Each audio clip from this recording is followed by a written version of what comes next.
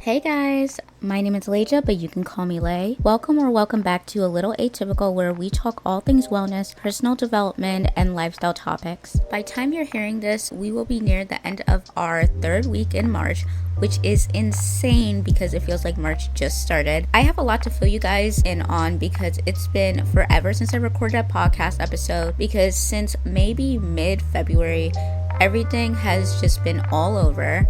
And I'm glad I waited a bit to do this episode because recently the Virgo full moon passed, and with that moon, it is supposed to be about healing, cleaning, letting go. Virgo full moons typically bring attention to detail, organization, and self-improvement. In moonology and lunar living practice, this lunar phase is powerful for physical and emotional cleansing, releasing perfectionist tendencies, organizing and decluttering both spaces and thoughts, setting healthy boundaries and routines, focusing on health and wellness practices. Originally, I was just going to have this as a letting go of identities episode, but since my whole spring reset revolves around this concept for emotional cleansing, restructuring things, my routines, mostly because year 2 starts on the 30th for me, and I'm trying to wrap up my spring reset before the Aries new moon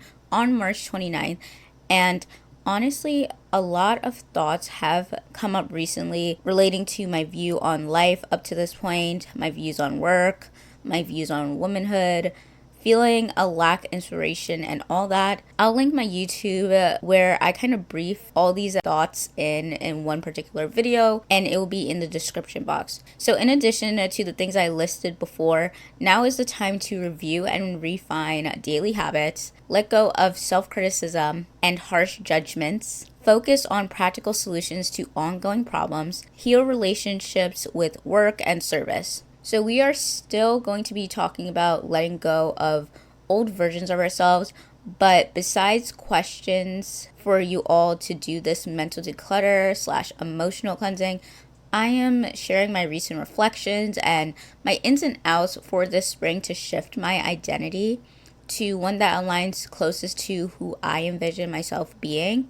So to start off, I had this curiosity over this time frame because I kept getting videos about the node signs changing from the Aries Libra cycle to the Pisces Virgo cycle and eclipse season. Since I never journaled as consistently as I do now, I was just backtracking about these cycles and events that occurred in those seasons and basically trying to see if there was a pattern. So as I already said, recent topics that I have been having a lot of thoughts about are work, relationships, and I mean all types from romantic to platonic to familial, reputation, thought patterns, structure, routines, and how I've been operating in my journey to womanhood.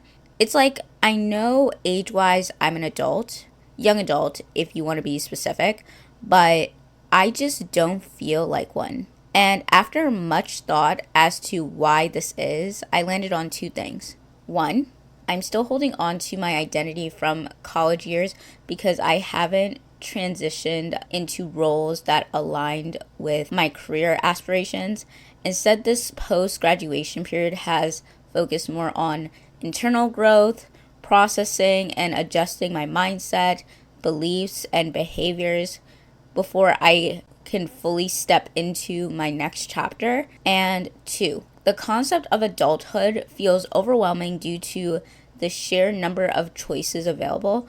I've noticed that my attempts to narrow things down and create structure have actually been detrimental as I fall into a rigid type A perfectionist pattern. This made it difficult to live intuitively. I'm constantly trying to fit myself into predetermined boxes rather than allowing myself to flow naturally through life's experiences and opportunities. I've been listening back to old episodes to create show notes. This is why people say always document your thoughts, because in those episodes I've made, I felt like when I was listening to them, I was still in the same mental state I was in while I was in college, meaning fear of the future and constant rumination of past experiences and actions. Rumination in psychology refers to a repetitive and persistent thought process that focuses on negative experiences, emotions, and their potential causes and consequences.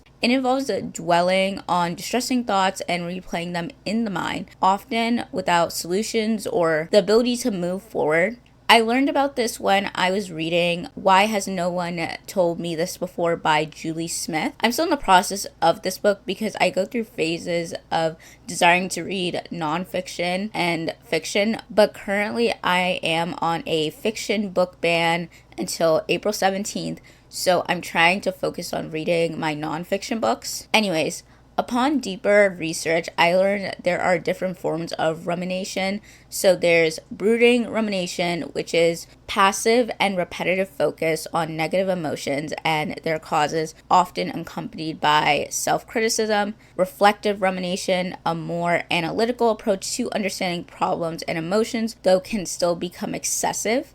Post-event rumination, obsessive review of past social interactions or events, focusing on perceived mistakes or embarrassments. Depressive ruminations, continuous focus on symptoms of depression and their impact on one's life. Problem-focused rumination, repetitive thoughts about difficulties and challenges without moving towards solutions. The type of rumination I was doing, I think, was reflective rumination. And rumination could be okay, but to an extent. It's like when people say cycles repeat when the lesson is not learned. Excessive rumination can keep us stuck in a pattern of overanalysis rather than allowing us to implement change and grow from our realizations. Reflective rumination can become problematic when it turns into an endless loop of analysis without action or progress. While it's important to understand and learn from our experiences, the key is to balance reflection with forward movement and practical applications of those insights. I realized in that moment that I never really learned how to move forward with just myself. For example, when in my period of life when male validation was so important to me and I always had a crush or was talking to someone, the only way I got over those past feelings was moving on to someone else. Like with my longest crush, it was maybe 4 years long until I started to talk to a guy, and then when he told me he was moving and told me he didn't want to try a long distance relationship, it was another guy. And then because I hated that when he asked me if I liked him and I didn't want to tell him I did because I didn't want to be rejected because I didn't think he actually liked me. I was like, oh no, I actually like your friend. And then I got a crush on that friend, but it was shallow and I don't think I actually liked him. But I just didn't think he was ugly. And then I had feelings for someone I really didn't want to, which led to connecting to my first and only boyfriend. If you count the time he told me how he felt and the time we pretty much spent exclusively dating, it would be 5 years. And truthfully, it was always super easy to find someone to move on to in my high school years because of environment. And truthfully, I'm in a phase where I don't want to rush moving on because I feel like when it was just crushes or people who I didn't have a profound relationship or moments with, moving on that way was necessary because what I experienced with them was disappointment, and what I've been experiencing with the loss of my first relationship is grief. And the reason I'm bringing this up is just like my romantic life. In terms of feeling like my life is moving forward, something had to be there. I had to do a job, any job after graduating, whether it was in my ideal industry or not, because if I didn't, how can I say my life was moving forward? It was like in my head, I had all these markers for what it meant to be an adult and have my life together. And when things were not panning out the way I expected or wanted it to, it wasn't just disappointment I felt. It was a loss of beliefs, a loss of faith, a loss of dreams. And I know this absolutely sounds dramatic to people who take life more lighthearted. But that's the issue when you have always had this identity where people regard you as overly sensitive. And I have grown into this idea of feeling like I am too much for people because of how I perceive things and how it led to behaviors like trying to prove people wrong or to over explain myself as a behavioral response to constantly feeling misunderstood. Then between it feeling like a loss and the list of questions I had due to this, if adulthood is not happening as what I thought it would, what does this mean for me? What would create more security in my life since the loss of XYZ? What should I do now? Did I go wrong somewhere? Can I fix it? How would I fix it? Etc. I fell into this pattern of trying to create structure, following really strict routines or routines that were essentially created for me that I haven't even gave up or really readjust.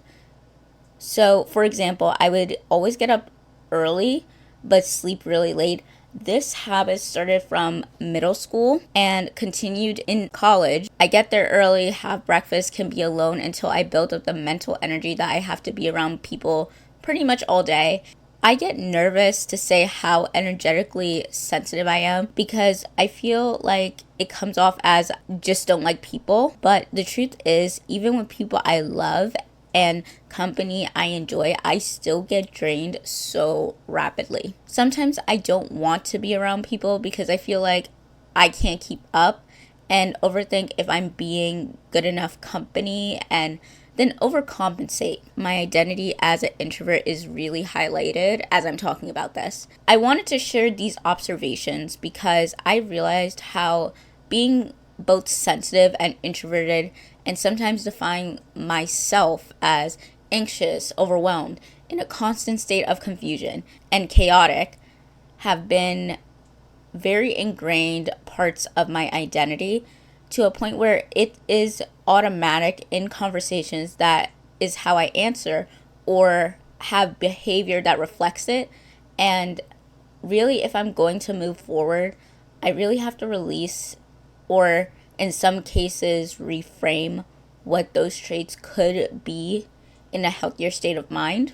Yes, as a sensitive person, I take things harsher than people, but that also means I see beauty in things and perspectives most people cannot naturally. And the hardest thing about this identity is more about how I process things. And if I can just learn how to process things, there would be less of an issue with this aspect of identity. I don't think I could abandon this part of me completely, and I don't really want to because some people tend to use this trait negatively when there's also so many beautiful things about it. And the same goes for my introvertedness. To be an introvert doesn't mean you don't like being around people or that you hate people. It just means that I have to be cautious about how I spend my energy.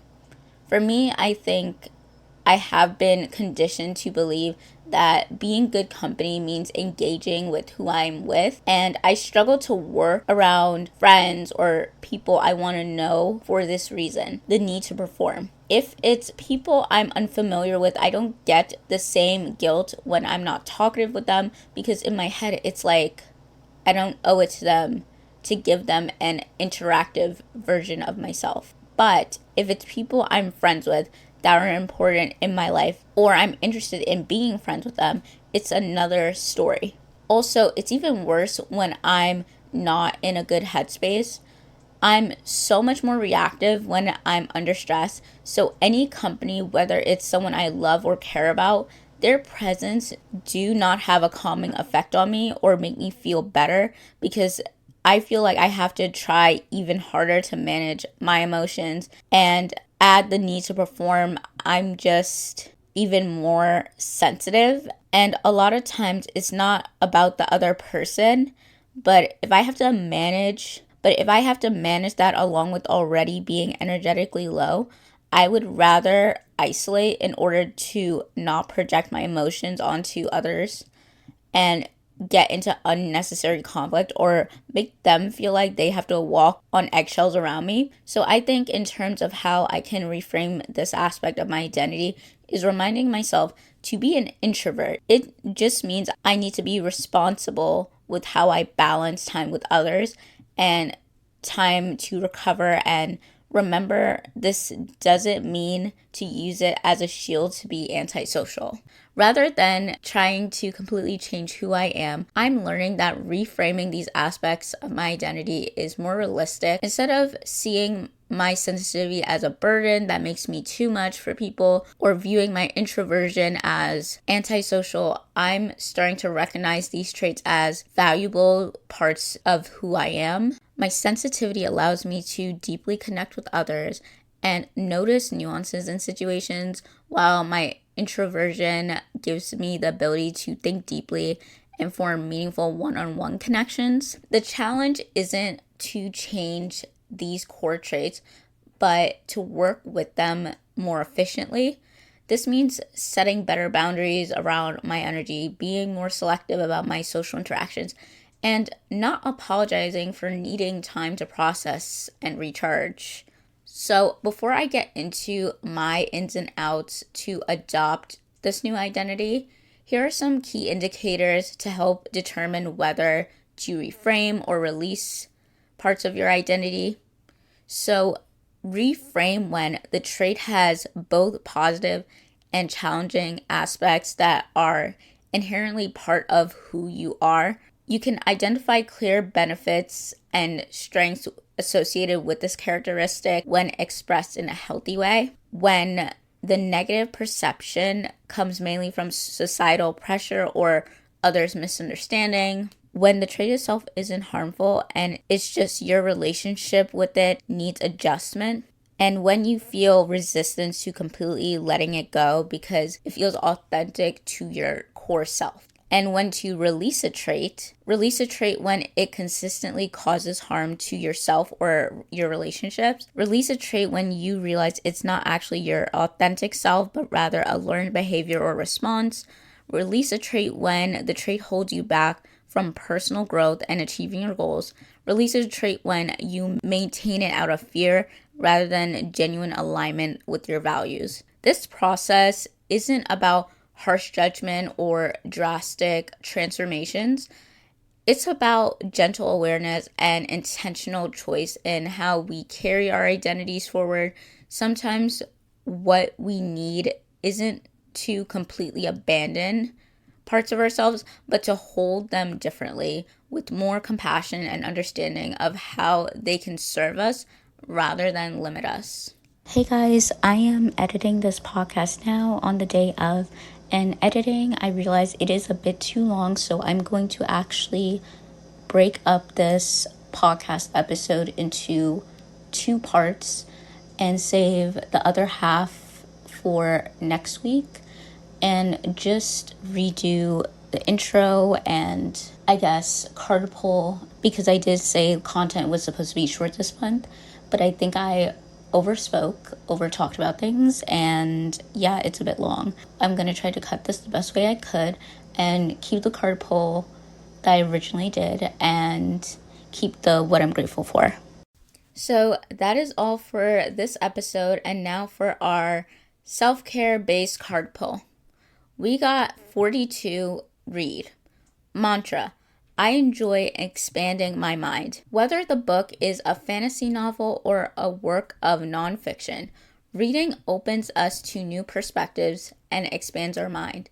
Get your hands on a book that gets you excited. Borrow one from a friend. Visit your local library and ask a librarian for top picks. Or go to a bookstore and browse the recommended title table. Turn the experience of discovering what's just right for you into an adventure. Make sure you set aside some time to read a few pages each day. This self-care practice can be perfect for beginning your day or winding down in the evening. Consider how reaching for a book instead of your phone could support you in finding more balance. Journal prompt: what was your favorite book to read as a kid, and how does it make you feel to think about reading it now. Fun fact, a few days ago, I read a book from the Junie B. Jones series for nostalgia, and it felt so healing. So if you ever want to, check out old books that you read as a kid and just reread them now just to remember what shaped you growing up. And it's just so fun. As for what I'm grateful for, I'm grateful that I got to spend time with my niece this week. It was challenging because I felt like her as a kid was a lot different than how I was. I definitely was more to myself, was fine just watching TV and often played alone, but she is a lot more interactive, easily bored, and enjoys engaging with other people and likes to move around a lot. It was temporary, but it reminds me of things I want further down the line and why it's so important for me to stay focused on my improvement journey. I really want to have the energy for the people I love, and reminding myself that my efforts aren't just for nothing helps keep me moving. That's it, my friends. You're a real one for making it to the end. Thank you for tuning into today's episode of A Little Atypical. If you found this helpful, don't forget to subscribe and share this with someone who might need to hear this message. Remember to view the description box where you can find important links, such as the one to my website where there is so much more content. Until next time, have a good day, evening, or night, and stay authentically atypical. Okay, bye.